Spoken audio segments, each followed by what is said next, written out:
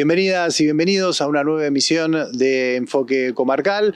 En este programa vamos a realizar la continuación de la historia que comenzamos el viernes pasado. Tiene que ver con conocer detalladamente el trabajo que realizan investigadoras e investigadores en el IRNAD, este Instituto de Investigaciones en Recursos Naturales, Agroecología y Desarrollo Rural, que funciona aquí en el Bolsón. El IRNAD funciona tanto en la localidad del Bolsón como en San Carlos de Bariloche, y es un ente que depende tanto del CONICET como de la Universidad Nacional de Río Negro. La semana pasada te contamos la frágil situación que atraviesa el CONICET, en el que la falta de fondos dejó en una situación incierta a numerosos proyectos en curso que ahora enfrentan la dificultad de continuar sus investigaciones o completar sus objetivos. Con relación al desfinanciamiento en las universidades, se espera en las próximas semanas que el Senado apruebe el proyecto de ley que ya aprobó la Cámara Baja, que le ordena a la Administración Nacional recomponer el presupuesto de las casas de altos estudios en base a la inflación informada por el INDEC, acumulada entre el 1 de diciembre último y el momento de la sanción de la ley. A partir de ahí, la actualización se hará de manera mensual, también por inflación. El pasado miércoles 4 de septiembre, en una reunión de labor parlamentaria, los líderes de los bloques del Senado, excepto el de Unión por la Patria, decidieron postergar la sesión en la que se iba a tratar la media sanción del proyecto de financiamiento universitario, pasándolo para el jueves 12 de septiembre. En los últimos días, las universidades nacionales de Río Negro y de San Martín presentaron un informe publicado y avalado por el Comité Ejecutivo del Consejo Interuniversitario Nacional, en el cual evalúan el deterioro en la situación salarial de los trabajadores y las trabajadoras docentes y no docentes de las universidades nacionales. En 2024, las y los trabajadores de las universidades perdieron más de un cuarto de su poder adquisitivo real y se encuentran en emergencia salarial, ya que más del 85% se encuentra por debajo de la línea de pobreza. Los mismos datos recopilados estiman una pérdida del poder adquisitivo del 33,3% de los salarios de docentes y no docentes entre diciembre de 2023 y julio del 2024, sobre un contexto con una inflación acumulada del 134,5% y una recomposición salarial de apenas el 56,9%. Cabe destacar que las investigaciones que vamos a conocer en el día de hoy son realizadas por egresados de universidades públicas.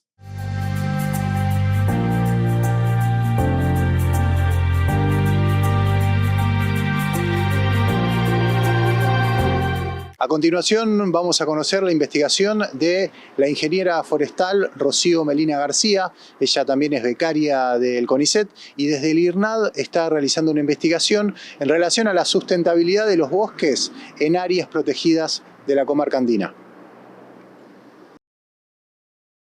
Básicamente, bueno, en mi experiencia realicé una tesis de grado en La Plata que era sobre indicadores de sustentabilidad en Misiones, en otra región. Y para mi tesis doctoral, bueno, por esto la gente no sé si conoce, pero uno cuando se presenta una beca doctoral realiza un proyecto de investigación que es testeado por un comité que tiene CONICET y eso, bueno, después de ser aprobado, se comienza, digamos, una investigación en un doctorado que uno elige. En este caso yo estoy participando del doctorado de la Universidad de La Plata. Y en la tesis de investigación lo que quise hacer es ir un poquito más allá en esta propuesta metodológica de indicadores de sustentabilidad y lo quise testear en un caso de estudio sobre áreas protegidas de usos múltiples y cómo hacer para testear realizar una propuesta de indicadores más a nivel local, digamos, construida a partir de los intereses y las problemáticas locales de los actores que conforman un sistema, en este caso enfocado en bosques, por mi título, y ver cómo esos indicadores, la valoración que tienen esos indicadores y ver cuáles son los puntos más importantes que están afectando un sistema vulnerable. Y en base a eso, el producto sería un aporte, digamos, a lo que sería la gestión forestal. Como sabemos, en Argentina los recursos que tienen las instituciones son limitados, las instituciones forestales, entonces la idea era un poco sumar una investigación que trata de limitar los puntos a donde mirar, vamos a ponerlos en otras palabras, respecto a un área protegida que tiene un montón de conflictos, intereses, actores de por medio, y ver cuáles son los puntos que son más claves para la sostenibilidad de esos bosques. Para ponerlo en algo más concreto, lo que yo realicé al principio fue un análisis político-institucional sobre un área protegida en particular y empecé a ver, bueno, cuáles son las reglamentaciones a nivel internacional, nacional, provincial y local que afectan ese área en particular, cuáles son las instituciones detrás de la gestión forestal, me enfoqué mucho en eso. Y después lo que hice fue, bueno, entrevistas a actores sociales, hice encuestas, a algunos turistas también, algunas parcelas forestales. Y bueno, todo eso lo usé como una base de datos para hacer esta propuesta de indicadores que después proyecté en algunos escenarios en base a los usos que tiene esa área protegida, que van en la línea también con lo que trabajamos en IRNAD, que es, bueno, temas de ganadería, uso ganadero y forestal, conservación también, turismo, en este caso muy importante. Áreas protegidas, uno puede ver el mapa en la comarca, hay un montón, y suena muy bien decir, bueno, hay áreas protegidas, cuidamos los bosques, cuidamos los ríos. Bueno, ¿cuánto se protegen por un lado? Y bueno, ¿y cuáles, si trabajás concretamente en alguna, contanos en cuál? Sí, bueno, nosotros tomamos una definición muy amplia de áreas protegidas, ¿no? Que es la delimitación, por ahí, para ponerlo en palabras más concretas, delimitación de un territorio que se considera que es vulnerable por su valor y tiene una gran importancia por su valor que puede ser ecológico o cultural también. En base a eso, lo que se hace es delimitar un área y decir, bueno, este área, debido a su vulnerabilidad y debido a su importancia, es necesario que los usos de suelo que se realizan dentro pasen por una cierta regulación. Es decir, que se permitan algunos y no se permitan otros. Específicamente, yo trabajé en lo que fue creado en 1994 como el área natural protegida Río Azul Lago Escondido. La realidad es que las áreas protegidas, también he trabajado en algunas otras en la zona de Neuquén, son muy diferentes y se gestionan de manera muy diferente entre sí y sí que digamos que la capacidad institucional para poder regular esas áreas y para de esta manera contestar tu pregunta de si son protegidas o no, depende mucho de la gestión que se realiza, y para la gestión obviamente hay que tener recursos. También depende mucho de los intereses de las personas involucradas dentro del área protegida. Hay gente que vive ahí y hay que respetar sus intereses y obviamente que son las personas que tienen derecho al uso, digamos. Entonces, dentro de eso, el panorama en diferentes áreas protegidas, la regla de juego cambia completamente. Particularmente yo trabajé también en un área protegida en Neuquén, en donde la gobernanza del área protegida, es decir, las personas que toman las decisiones, estaban comprometido el gobierno nacional, provincial y representantes de comunidades en ese área protegida en particular. Entonces, acá trabajé en un área protegida donde la autoridad de aplicación de esa ley en particular es la provincia. Entonces está la Secretaría de Ambiente de la provincia realizando esa tarea. Entonces, en cada área protegida, como decía, cambian las reglas del juego y muchas veces el tema de intereses y problemáticas que se crean entre las personas que forman parte de la red de ese sistema hace que puedan llegar o no a ser más protegidas o no. En ese sentido, por ahí es importante también mencionar que según algunas investigaciones, dentro de lo que es América Latina, los recursos para la gestión de las áreas protegidas no son, digamos, acordes a las tareas que se tienen que realizar, y en base a esto por ahí es muy diferente la gestión que se hace desde parques nacionales, por ejemplo, a áreas naturales protegidas de jurisdicción provincial.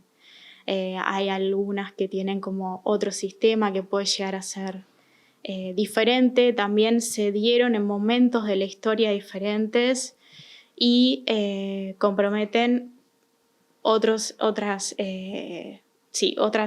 personas también, ¿no? No es lo mismo instalar un área protegida en un lugar donde no vive alguien a querer instalarlo en un momento en donde ya hay personas que están viviendo ahí y que hacen un uso, y entonces ahí es donde también hay que respetar un poco, respetar lo que es la casa de gente que vive ahí. Entonces eso es importante también.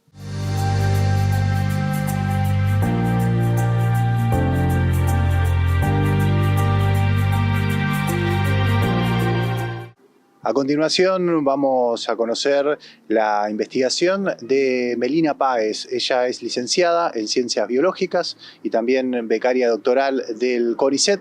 Su investigación se centra en lo que tiene que ver con los incendios de interfase, la severidad de estos incendios y cómo afectan a los diferentes usos del suelo. Concretamente, un incendio que fue uno de los más grandes que tuvimos en los últimos años, se enfoca en lo que fue el incendio del 2021 en Cuesta del Ternero. Conocemos esta investigación. En este tema nos enfocamos principalmente en evaluar la severidad de los incendios de interfase. Interfase rural-urbano, que significa esos lugares donde la urbanización se está expandiendo hacia zonas naturales, ¿no? Con más vegetación. Particularmente en el verano del 2021 ocurrieron numerosos incendios acá en la comarca. El primero empezó el 24 de enero en la Cuesta del Ternero, más conocida como paraje rural Los Repollos, Cuesta del Ternero. Este evento consumió aproximadamente unas 8.000 hectáreas. Entonces, nuestros primeros objetivos en esta línea de investigación tienen que ver con un fuerte trabajo de campo para evaluar la severidad de este evento en este lugar específico. Después sucedieron otros eventos como el de Golondrinas y el del Boquete, que también consumieron muchas hectáreas con más pérdida de infraestructura, y en este evento hubo 2 pérdidas de vidas humanas.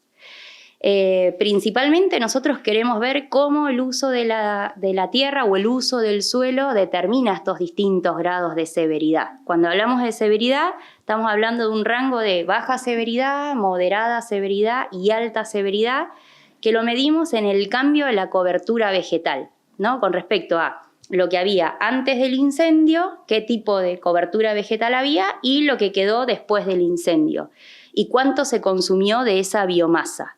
Y a partir de ahí empezar a entender cuáles son los patrones que determinan esos grados de severidad. Bueno, es el tipo de vegetación que había. qué tipo de plantaciones, qué tipo de bosque, qué tipo de matorral, cuál era el uso del suelo que se le daba a esos lugares. Tiene que ver con la topografía del lugar, con las pendientes, con la exposición al sol. Tiene que ver con las condiciones climáticas previas al incendio, ¿no? Veranos muy calurosos o inviernos más secos, y eso también hace que la vegetación esté más inflamable o más propensa a que a partir de una ignición, bueno, avance con más severidad y más superficie afectada, que es lo que también estamos viendo en estos últimos años. Hay mayor frecuencia de estos eventos y estos eventos están siendo más severos. Uno de los temas de las especies de las que se habla generalmente con los incendios y concretamente en la cuesta fueron las plantaciones de pino, las plantaciones tal vez no controladas. Bueno, ¿qué análisis o qué conclusiones pudiste sacar en relación a esta especie? Bueno, lo que ocurre con las plantaciones de pino es que son especies que las llamamos como más inflamables, ¿no? Que les gusta el fuego. Entonces, frente a un evento, ocasiona que el fuego pueda avanzar, ¿no? Sobre esa superficie hay una mayor continuidad en el paisaje, y eso hace también que avance hacia otras especies que son más sensibles o que no son tolerantes al fuego y también se vean perjudicadas. En este caso, las plantaciones abandonadas lo que hacen es tener mayor combustible, ¿no? Se acumula mayor combustible, entonces eso hace que sean zonas más vulnerables, que frente a un evento así pueda ocasionar incendios más severos. Y después, post-incendio, estos lugares principalmente se regeneran más rápido que otras especies, ¿no? Entonces podemos ir una temporada o 2 temporadas después del evento y ya empezamos a ver pequeños pinitos colonizando de nuevo esa superficie, y eso hace también que el ecosistema esté propenso a una nueva ignición y otra vez un evento de severidad en ese sitio, y que también pueda perjudicar a otras especies que son de interés ecológico, que son especies nativas de la zona. Entonces hemos visto también que cerca de estas plantaciones se quemaron muchas zonas de cipresales o lengales, que digamos son más vulnerables, y además que depende su regeneración, después depende del banco de semillas que haya podido sobrevivir de ahí, ¿no? Entonces lo que estamos viendo es que si bien las plantaciones de pino después se regeneran muy fácilmente, las otras especies nativas como el ciprés y el lengal le cuesta mucho más, entonces dependemos de aquellos sectores que no fueron afectados para la regeneración natural del sitio. Si eso no sucede, después uno puede plantear estrategias de restauración, ¿no? Entonces, a eso iba mi siguiente pregunta. ¿Qué pasa en el después? O sea, en tu investigación plantea sucedió esto, miles de hectáreas, las consecuencias de tales especies. Bueno, hay posibilidades de propuestas, de respuestas para que no vuelva a suceder. Sí, uno de los objetivos también es ver, cómo es la regeneración natural.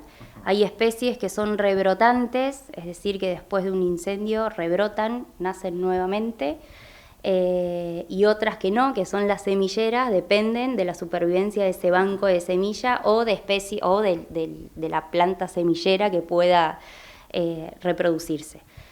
Entonces, la idea es detectar estas zonas, y en aquellas donde se necesite una restauración activa, plantear estrategias de restauración para recuperar estas zonas que se perdieron.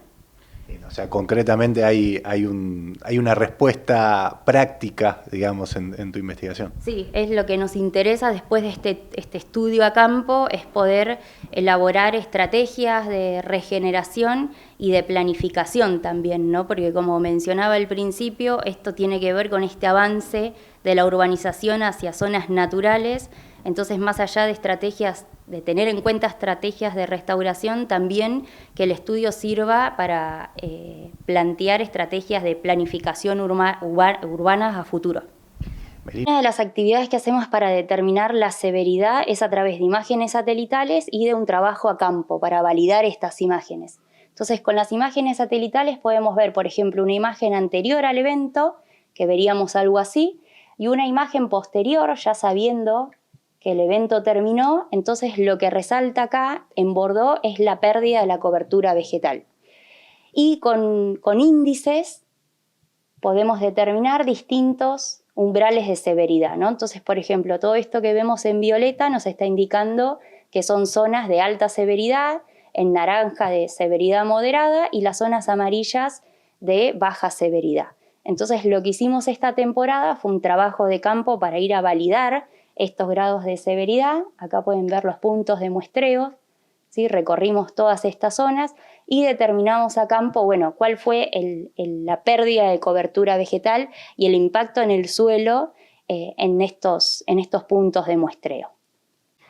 Podemos ver otra vez el mapa Sí. grande, son 8.000 hectáreas. Son casi 8.000 hectáreas, lo alejamos un poquito para que vean la dimensión. Es más, podemos alejarlo aún más para ver lo cerquita que estamos de Bolsón, ¿no? Acá se puede ver la localidad de Bolsón.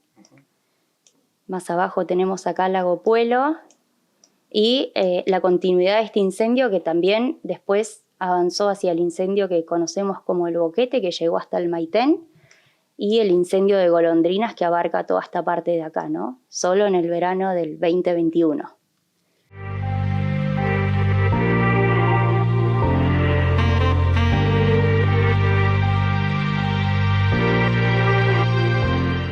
La ganadería es una práctica que tiene muchísimos años en nuestra comarca andina, pero obviamente también tiene cierto impacto en nuestro espacio, nuestro ambiente, nuestro paisaje, y obviamente desde el IRNAD se estudia para ver cómo afecta esta práctica con ciertas especies, como por ejemplo los bosques de ciprés y de coihue. Daniela y Nicolás, investigadores del IRNAD, nos cuentan sobre su trabajo en esta relación con esta práctica y estas especies, y obviamente también nos cuentan con respecto a estas políticas desde financiamiento, cómo afectan concretamente a su trabajo. Bueno, yo soy becaria postdoctoral de CONICET. Hice mi doctorado también acá en el IRNAD, en sede del Bolsón. Las dos líneas de investigación, digamos, yo con mi postdoctorado sigo un poco la línea de investigación del doctorado, que es la evaluación de cómo cambia la vegetación de los bosques mixtos de ciprés y coihue de acá de la comarca, bajo distintos niveles de uso ganadero y forestal. Lo que nosotros por ahí solemos llamar un uso silvopastoril, porque se suele, digamos, es una actividad tradicional de hace muchos años que se produce acá en los bosques, y por lo general suele combinar esta producción ganadera en los bosques con algún tipo de uso maderero. Y bueno, y ese uso es muy heterogéneo en el espacio, entonces se generan como, bueno, situaciones de mayor uso, situaciones de menor uso, y entonces la idea siempre es evaluar desde distintos aspectos.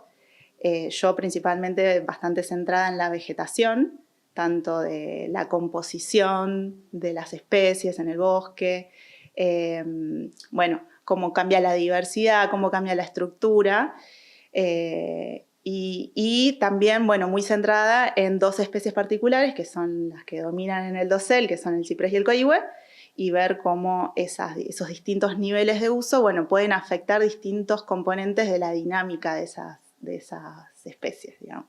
Desde la regeneración, es decir, desde los renovales, cómo crecen, hasta, bueno, el reemplazo de árboles adultos en el dosel, cuánto tardan, cómo cambia la supervivencia, el crecimiento, la producción de semillas. Entonces, como poder hacer una visión completa del ciclo de vida de esas especies bajo distintos niveles de uso.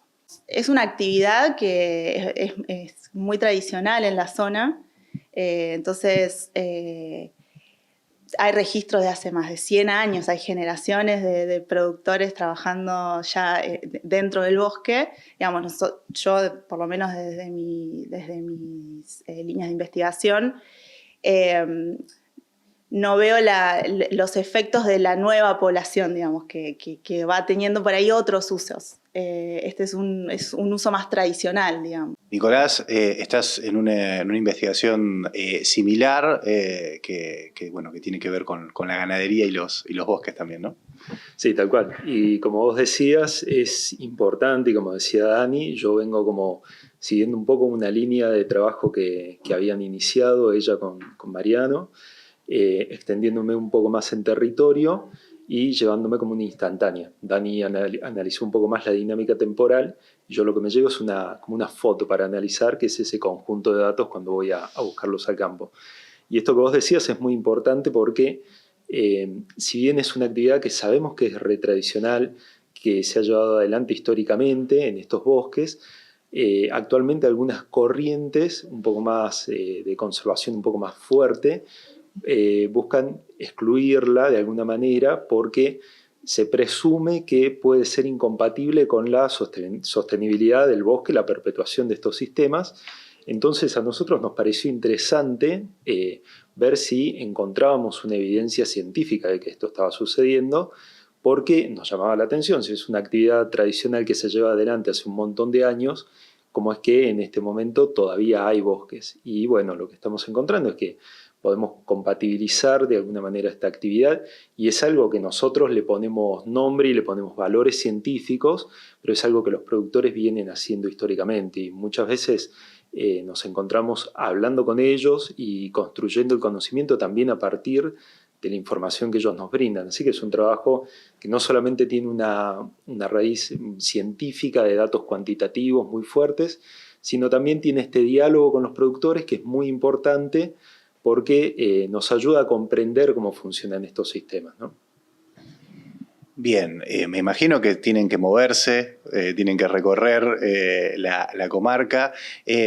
Bueno, todo esto entra en gastos, en presupuestos. Bueno, ¿cómo está esta situación que, bueno, a nivel regional o nacional vemos que hay ajustes, hay recortes con respecto a las investigaciones, al CONICET? Bueno, aquí, ¿cómo lo viven? Bueno, desde luego que estamos afectados. Es destacable, digamos, como CONICET ha buscado durante todos estos años este instituto, que es muy pequeño, es de relativamente reciente formación, y en particular esta parte que está en Bolsón, bueno, forma parte de una política que ha tenido CONICET de tener capilaridad territorial en la Argentina y de buscar información y construir conocimiento en lugares que de otra manera no hubiese llegado, porque acá la actividad privada no hubiese buscado, o uno puede presumir y puede pensar que no hubiese buscado generar conocimiento sobre la dinámica de bosques para productores que tienen 10 o 20 vacas, ¿no?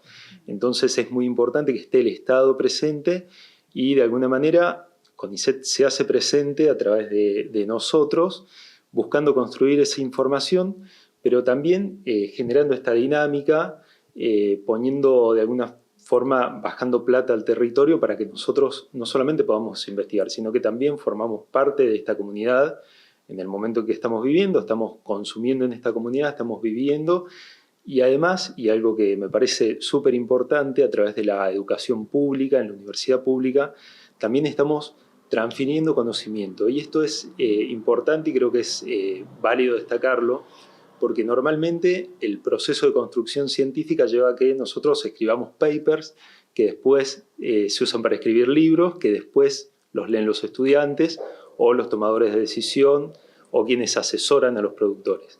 Nosotros lo que hacemos con nuestra participación en la comunidad educativa es básicamente transferir casi de forma inmediata lo que estamos aprendiendo de todo esto que te contábamos, que estamos estudiando, a los estudiantes. No solamente esto, sino que también dirigimos tesistas que están terminando su licenciatura en agroecología, en este caso, y estamos trabajando con ellos y es una línea de trabajo que se va robusteciendo todo el tiempo gracias también a esos estudiantes, ¿no? Que nos permiten abordar cuestiones más específicas que de otra forma hubiesen sido imposibles, porque bueno, tenemos una capacidad de trabajo limitada, no solamente en este momento por el presupuesto, sino también como personas.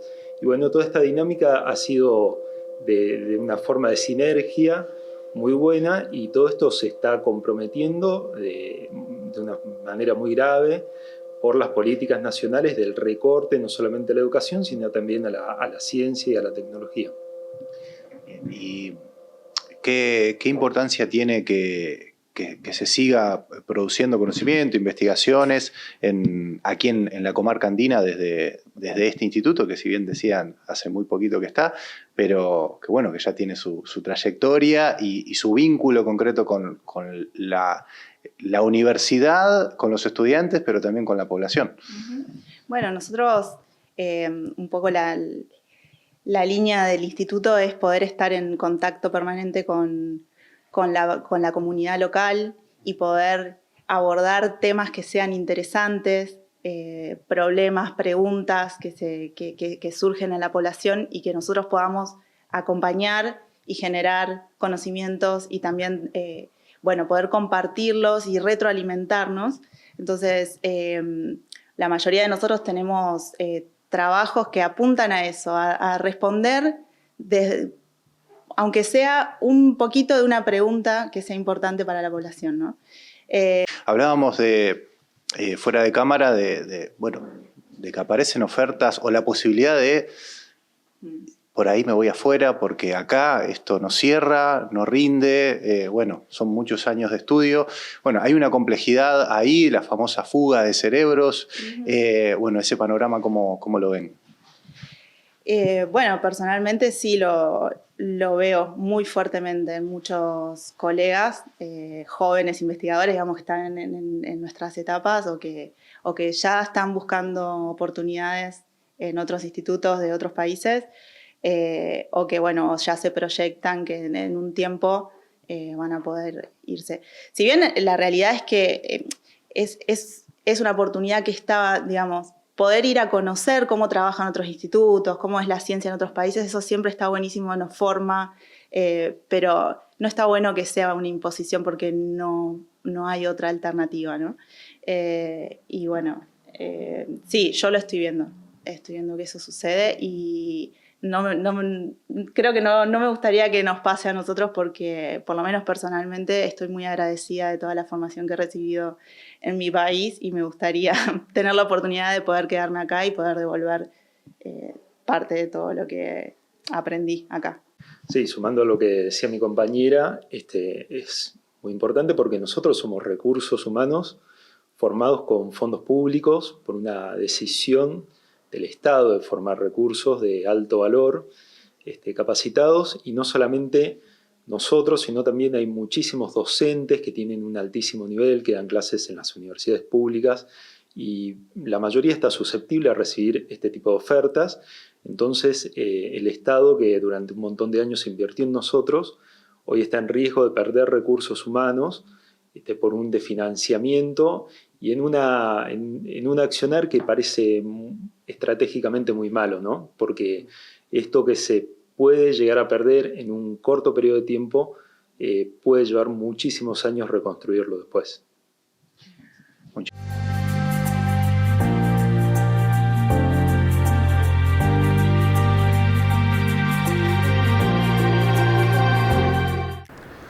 Y llegamos al final de este segundo enfoque comarcal dedicado al IRNAD, este Instituto de Investigaciones en Recursos Naturales, Agroecología y Desarrollo Rural, que funciona tanto aquí en el Bolsón como en Bariloche. Sin dudas que queda claro la importancia del trabajo que se realiza aquí. Obviamente agradecemos a investigadores e investigadoras por recibirnos y por permitirnos contar sus grandes investigaciones que realizan todos los días. Nosotros nos despedimos hasta el próximo viernes. Será cuestión de encontrarnos en la misma pantalla a partir de las 21 horas la semana que viene.